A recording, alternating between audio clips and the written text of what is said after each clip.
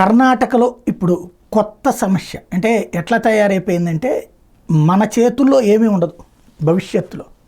కర్ణాటకలో తాజాగా అక్కడ ఉన్నటువంటి తుముకూరు వినాయక దేవస్థానానికి సంబంధించినటువంటి ఆస్తులని అక్కడ ఉన్నటువంటి కర్ణాటక వక్ఫ్ బోర్డు వాళ్ళు మాది అంటే అవును అని చెప్పి ప్రభుత్వం అంగీకరించిందట.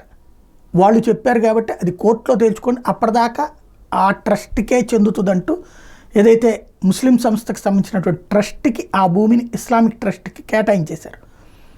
ఇందులో అక్కడ ఉన్నటువంటి మహిళలు పెద్ద ఎత్తున ఆందోళనకి దిగితే స్థానిక ప్రజలు కూడా ఉద్యమిస్తే వాళ్ళని అరెస్ట్ చేసి ఆ తర్వాత ఊరు బయట వదిలిపెట్టినటువంటి పరిస్థితి.